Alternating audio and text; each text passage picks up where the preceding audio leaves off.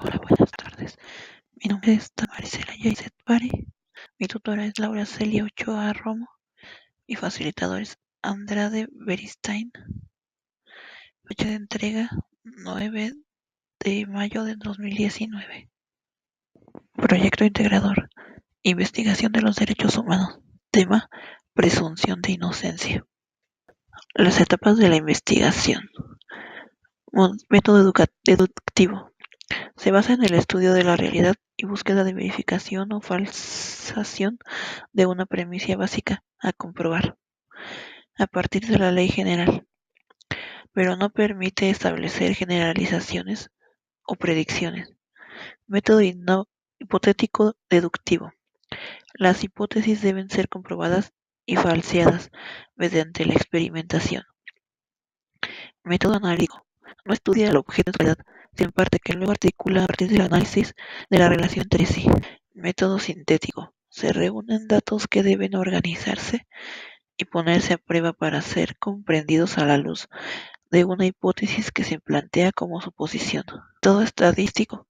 Se recaban datos que se organizan y presentan mediante cifras que miden frecuencias y dan del comportamiento cuantitativo de las variables. Métodos específicos. Estadístico.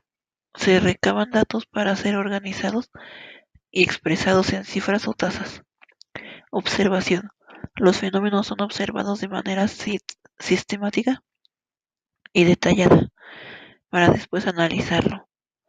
Experiencia. Analiza las alteraciones provocadas por un elemento no contemplado previamente. Es muy utilizado en biología, química y física, según el periodo temporal en que se realiza. Longitud. Se caracteriza por realizar un seguimiento a unos mismos sujetos o procesos a lo largo de un periodo concreto. Permite ver la evolución de las características y variables observadas. Transversal. Se centra en la comparación de determinadas características o situaciones de diferentes sujetos en un momento concreto, partiendo de la misma temporalidad, de acuerdo al tiempo en que se efectúan sincrónicas. Como su nombre lo indica, sin tiempo, cronos. Estudia fenómenos que se dan en momentos o en un periodo de corto tiempo. Diacrónicas. Estudia fenómenos que se dan a través día, tiempo, cronos, en un periodo largo, con el objetivo de verificar lo que se pueden producir. ¿Qué son los derechos humanos? ¿Qué es el derecho de presunción? Suele utilizarse en referencias a sospechar, conjeturas de algo por tener señales o indicios para ello, aunque también tiene otro uso. Dicho de una persona, presumir es tener un elevado concepto de sí misma. Por ejemplo, la presunción de inocencia es uno de los pilares del sistema judicial. El juez debe probar que un acusado es culpable y no lo contrario. Al gerente no le interesa hacer un estudio de mercado. Tiene la presunción de que el producto sea un éxito. No me gustan los artistas que siempre hablan con presunción y se creen más importantes de lo que son. El factor social. En los últimos tiempos, la presión social ante determinados delitos condiciona el pleno respeto a la presunción de inocencia. La presión y concepto social de un concreto delito puede incrementarse en esta función de comentarios, noticias, reportajes, opiniones, los medios de comunicación entre la sociedad. Depara un entorno de observancia y vigilancia.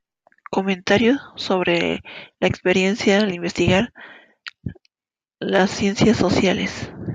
Mi planteamiento es que toda persona tiene derecho a reconocer los derechos que tenemos en todos los seres humanos y la importancia de ejercer adecuadamente.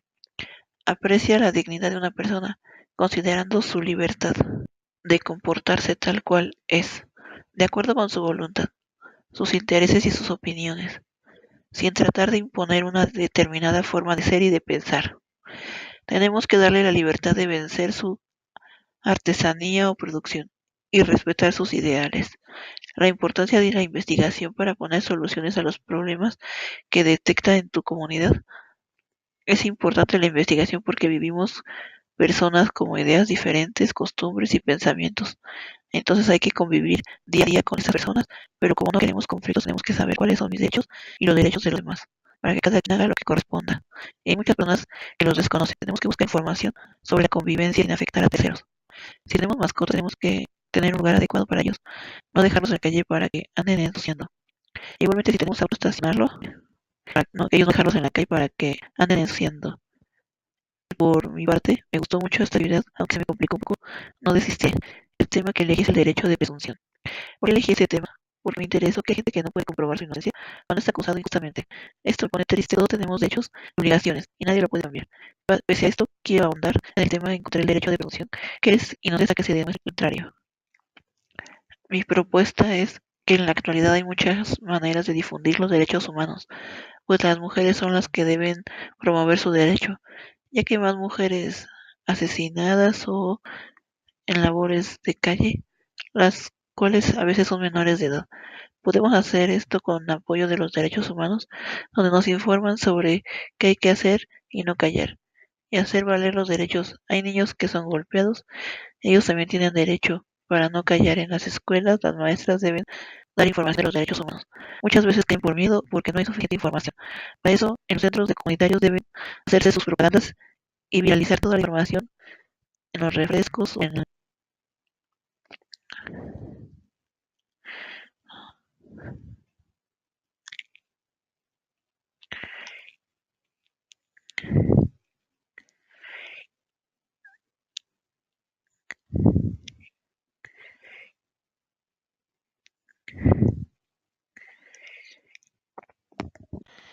y lo que más consume la gente. Debe hacerse alguna leyenda sobre información relacionada. Hay muchas más maneras, creo, que estamos en un país que hay mucho que arreglar, pero si no empezamos por hacer valer nuestros derechos, esto seguirá. Mis reflexiones. La pena principal o accesoria de inhabilitación absoluta, cuando hubiese adquirido firmeza la sentencia que lo imponga, produce la pérdida de la condición de funcionario al respecto a todos los empleos o cargos que tuviera. Si entendiéramos la situación de los internos de los centros penitenciarios, la presunta comisión de un nuevo delito provoca consecuencias, normalmente inmediatas, acumuladas e independientes de la definitiva calificación jurídica que alcancen en el ámbito penal. Es muy grave no tener conocimientos de 3 artículos y el proceso puede tomar una injusticia, no realizando nuestros derechos en el ámbito penal. Es muy grave el tener conocimiento de dar de los derechos, ya que el no conocerlos puede tomar una falta y llevar a un proceso legal y perjudicial para la persona. En este caso, poder tener conocimiento en las instancias donde se lleve a cabo el proceso. Este tema es de mi interés porque todos los seres humanos tenemos derecho a ser juzgados y que se demuestre nuestra culpabilidad o inocencia según sea el caso, ya que hay mucha gente encarcelada injustamente, por lo que el sistema penal llama falta de pruebas de su inocencia. Esto provoca que muchas familias sufran por no saber qué más poder hacer, ya que muchas veces se dan casos en que donde hay dicotomía, la famosa mordida, provocando el proceso penal sea corrompido y no, como anuncian, incorruptible. Deberíamos tener un juicio libre de corrupción, contar con policías, abogados y jueces mejor capacitados, ya que no accedieran a corrupción, mejorando el respeto a nuestras garantías constitucionales. El ejercicio de sus derechos sin perder de vista ni un segundo la presunción de inocencia de la persona, quien se le atribuye la autoridad. En ciertos casos, que la autoridad entre en delito. Muchos juicios mediáticos son implacables y merman o incluso, o incluso cercan de forma casi irrecuperable la reputación de quien ha sido señalado, pese a un archivo de las diligencias iniciadas judicialmente o una absolución judicial tras un proceso judicial con todas las garantías. Desgraciadamente, entonces, toma el cuerpo brocardo asentado en la cultura difama, algo que se queda para toda la vida. Mi conclusión sería: el ejercicio del derecho a guardar silencio por parte del acusado en una causa penal en el acto del juicio oral no puede ser interpretado sino como un acto neutro. No supone una negociación o rectificación de la declaración hasta que en ese momento sea posible, pero tampoco se puede valorar como una aceptación o ratificación de lo dicho con anterioridad.